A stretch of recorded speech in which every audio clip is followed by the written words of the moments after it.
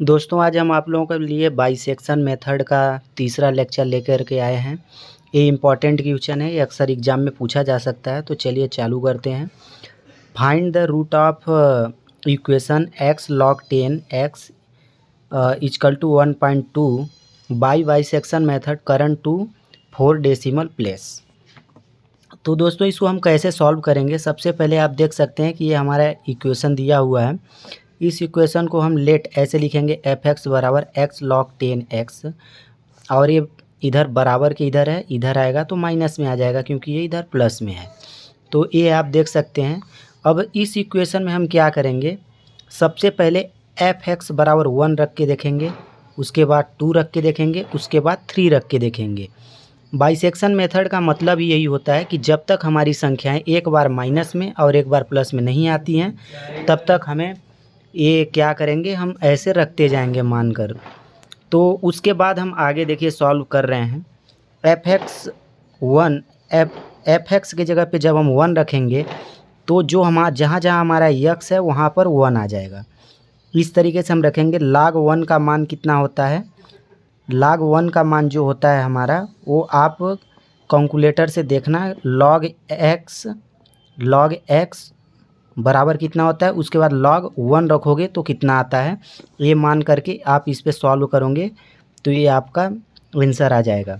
उसके बाद f(x2), तो यानी कि log 2 का मान कितना होता है, आप कैलसी से एक बार सॉल्व करना। log 2 का मान और उसके बाद ये 2 गुणा करोगे तो ए मान आएगा, उसके बाद इसमें माइनस करोगे तो इतना मान आएगा। इसी तरीके से f(3) में 3 log 10 3 माइनस 1.2, तो इस तरीके से log 3 का मान जो आएगा उसको ये 3 से मल्टीप्लाई करोगे और उसके बाद इसमें माइनस करोगे 1.2 को, तो ये मान आपका इतना आ जाएगा। तो इस तरीके से हमने मान निकाल लिया है। आप देख रहे हैं कि एक माइनस में आ गया, एक प्लस में आ गया। ये हमारा माइनस में मान है, ये हमारा प्लस में मान है। इस तरीके से हम इसको एक स्टेप लिखेंगे। Therefore the root lie between 2 and 3, यानी कि ये हमारा जो मान है 2 और 3 में क्या कर रहा है, अप्रॉक्सीमेशन करेंगे जब हम इसका रूट के साथ। तो इसको सबसे पहले x1 लिखेंगे, उसके बाद इसका फार्मूला होता है a plus b by two, यानी कि a हमारा 2 हो जाएगा और b हमारा 3 हो जाएगा, डिवाइडेड बाई 2 इक्वल टू 2 और 3 5 हो जाएगा, डिवाइड बाई 2 ये आ जाएगा अपना 2.5। इसके बाद इसको x1 मानेंगे। नाउ x1, जब हम f(x1) का मान ज्ञात करेंगे, यानी कि इस फंक्शन के साथ f(x1) जब इसको एक बार x के साथ मान ज्ञात करेंगे तो हमारा इतना आएगा। उसके बाद f(x1) ज्ञात करेंगे तो ये हमारा मान जो है -0 इतना आ रहा है। तो ये जो मान है हमारे गलत हो सकते हैं, तो आप ध्यान रखना, कैलसी से सॉल्व कीजिएगा। इसका मान जो है हमारा वो हमारा आ रहा है आपका 2.5 आ रहा है। ये हमारा मान गलत है, तो ये चीज़ आप ध्यान रखिएगा, कैलसी से सॉल्व कीजिएगा। उसके बाद जो हमारा मान आया उस मान को हम 2.5 जो हमारा आया था पिछला मान 3 के साथ प्लस करेंगे तो ये हमारा इतना आएगा।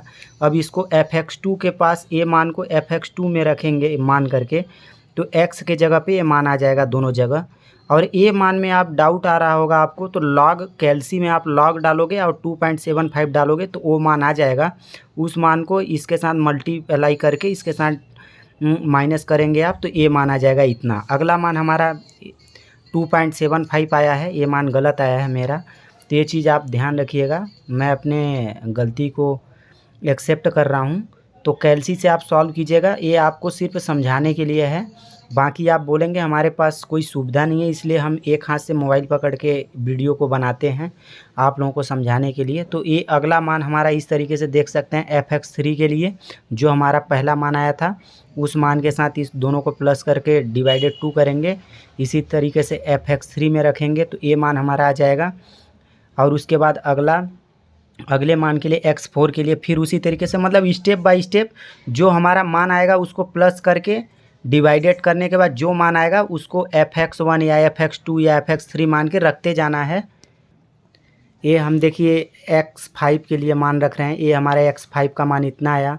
उसी तरीके से फिर उसके बाद ये अगला मान हमारा आया f(x6) के लिए और ये f(x7) के लिए। लास्ट हम देख रहे हैं कि ये हमारा मान सही है, तो hence the root is the, ये हमारा मान इतना आया।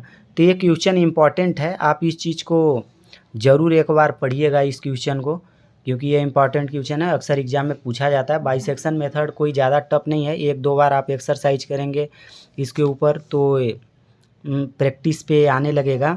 लेकिन मेन बात है कि आप इसमें ये चीज़ ज़रूर ध्यान रखिएगा कि जो आप x1 और fx1 का मान रख रहे हैं, जो x1 का मान रखेंगे वो हमारी जो पहली संख्या आई रहेगी, और जो जैसे हमारा fx का मान जो आया है उस मान को, और जो हमारी पहले से संख्या है उस संख्या को जोड़ने के बाद डिवाइड करने के बाद लिखेंगे।